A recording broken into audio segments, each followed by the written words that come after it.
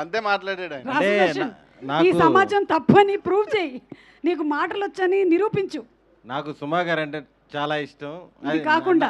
నాకేంట్లే ఊహ తెలిసిన వాళ్ళకి మాట్లాడుతున్న అందరికీ ఇష్టం. కానీ ఈరోజు నాకు సుమా గారు అంటే చాలా గౌరవం వచ్చింది. ఎంతసేపు అసలు స్టేజ్ మీద ఏం చేయాలో అర్థం కావట్లేదు. వీళ్ళేమో ఉండమంటున్నారు, అటు ఇటు తిరుగుతూ ఉన్నాను.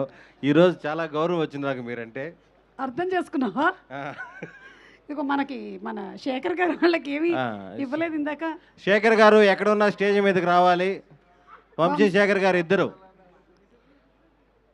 తెర వెనకే కాదు, తెర ముందు కూడా మీరు ఉండాలి. మీరేంటో బయట ఉంటున్నారు. Car number 342. కార్లు ఇంకా తీయలేదా మీరు? ఒక పని చేయండి, వాళ్ళే తిప్పుకొని వెళ్ళిపోమనండి. ఎంతమంది పెట్టారంటే కాన్ఫిడెంట్గా అదే పార్కింగ్ అయి ఉంటుంది.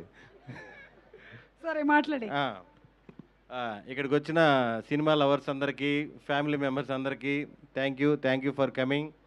గోదావరి గట్టు పైన ఫైనల్గా 8th రిలీజ్ అవుతుంది. రేపు ఈవినింగ్ ప్రీమియర్స్ పడుతున్నాయి.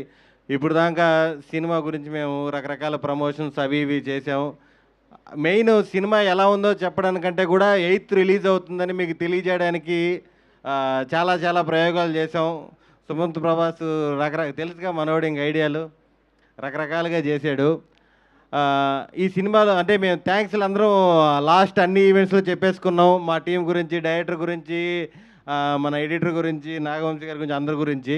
ముఖ్యంగా మా అందరికీ హార్ట్ఫుల్గా అనిపించింది ప్రొడ్యూసర్స్ అభినవ్ గారు. ఈ సినిమా ఓకే చేసినప్పటి నుంచి కూడా మామూలుగా ఈ డైరెక్టరు, ఈ హీరో అన్నాక ఒక బడ్జెట్ ఫిక్స్ అవుతారు. ఖచ్చితంగా బడ్జెట్ లెక్కలు వేస్తారు, వేయాలి కూడా.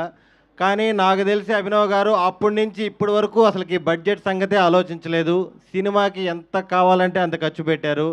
డైరెక్టర్ పేపర్ మీద ఏ ఆర్టిస్ట్ కావాలంటే ఆ ఆర్టిస్ట్ సెట్లో ఉన్నారు. అంత బాగా చూసుకున్నారు. మాకు నిజంగా హార్ట్ఫుల్గా చెప్తున్నాం, ఇలాంటి ప్రొడ్యూసర్స్ ఇండస్ట్రీలో ఉండాలి. చాలా చాలా సినిమాలు తీయాలి. ఈ సినిమా మంచి హిట్, రెడ్ పపెట్కి చాలా మంచి పేరు రావాలి, ఇండస్ట్రీలో నిలబడిపోవాలని మనస్ఫూర్తిగా కోరుకుంటున్నాము. అలాగే మా గోదావరి గట్టుపైన సినిమా మీకు చూసిన తర్వాత కొన్ని రోజులు, కొన్ని వారాలు అలా మీతో ఉండిపోతుంది. పైరసీ ప్రింట్ కాదు, దీంట్లో ఉన్న ఎమోషన్స్, కామెడీ అన్నీ కూడా మీతోనే ఉంటుందని మనస్ఫూర్తిగా కోరుకుంటున్నాను. Thank you. కొట్టేసావు అసలు స్పీచ్.